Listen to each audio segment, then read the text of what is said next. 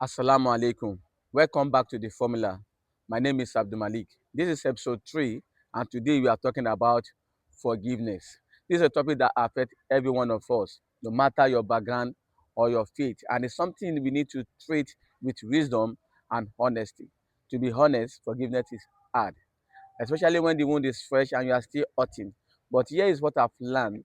Forgiveness isn't just a good virtue, but for the broken-hearted, it's a catalyst. It speeds up your rate of healing.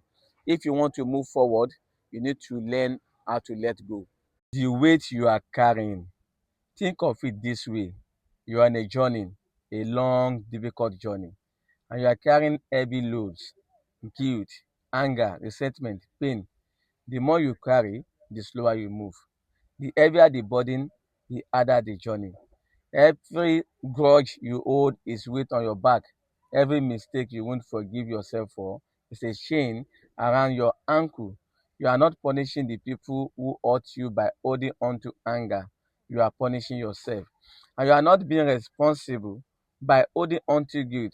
You are keeping yourself stuck. Forgiveness isn't about them, it's about freeing you. But don't get it twisted. Forgiveness is not pretending the pain didn't happen. It's not weakness, and it's not an invitation to let people hurt you again. Forgiveness is actually a pillar of healing, one of the foundation of emotional and spiritual recovery. So let me break this down onto three steps, three types of forgiveness you need to practice. Step 1, seek forgiveness from your Creator. This is the easiest step because you know He will forgive you as long as you are sincere. For me as a Muslim, the first step is always to turn to Allah and ask forgiveness for all my shortcomings. When I humble myself and cry to Allah, I feel lighter. I know I've been forgiven. Allah is Al-Ghafur, the most forgiving. If He can forgive you, who are you to hold yourself hostage? This is your foundation. Start here. Step 2, forgive yourself. Most people get stuck right here. So many people wake up every day carrying guilt from the past, mistakes, regrets, words they can't take back, decisions they wish they made differently. They hold on to past mistakes. They are hard on themselves. They carry guilt like a badge of shame. They blame themselves for being weak, for failing, for not being strong enough. But your past is not your identity. Your past is a teacher. And after learning its lesson, you have to give yourself permission to move forward. Here is the question I have to ask myself. If Allah has forgiven me, why am I not forgiving myself? Why am I staying down, complaining, regretting, reliving the same pain over and over again? All of that keeps you trapped. It keeps you in the past. It drains the energy you need to rebuild. If you need to move forward, you have to say to yourself, that was then, this is now. You did the best you could with what you knew. You were struggling, you were broken, but you are still here. Stop punishing yourself for surviving imperfectly. Speak kindly to yourself. Be gentle with your healing. You deserve another chance. We all do. Step 3, forgive others.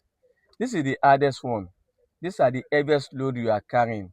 The people who hurt you, the people who abandoned you, the people who didn't understand. You need to release the anger and resentment you are holding towards them, not for them, for your peace. Now, listen carefully, because this is where people get confused. Forgiveness does not mean giving them full access to your life again. Forgiveness does not mean what they did was okay. Forgiveness does not mean pretending nothing happened.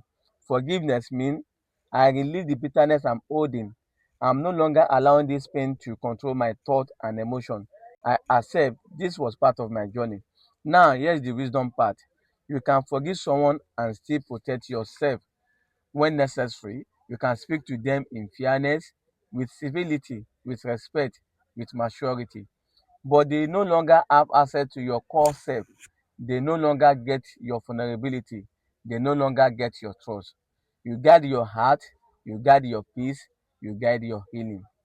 Forgiveness is about freeing your heart from bitterness, not about restoring everything to how it was before. Some relationship can be restored after forgiveness, others can only exist at a safe distance. And you get to decide which is which with wisdom and discernment. The key is don't hold on to anger. Don't let resentment eat you alive. Release them emotionally. Then decide what kind of relationship, if any, is healthy for you going forward. Forgive with boundaries. Forgive with wisdom. Forgive with self-protection. Not because they deserve it, because you deserve peace. Forgiveness isn't weakness, it's a courage. It is saying, I'm not going to allow the past to control my future. So today, I ask you gently, who do you need to forgive? Is it someone else or yourself? Forgive with wisdom, forgive with boundaries, forgive with strength. Not because they deserve it, but because you deserve peace. Leave me a comment if this resonates with you. What is your take on forgiveness? This is the formula. Assalamu alaikum.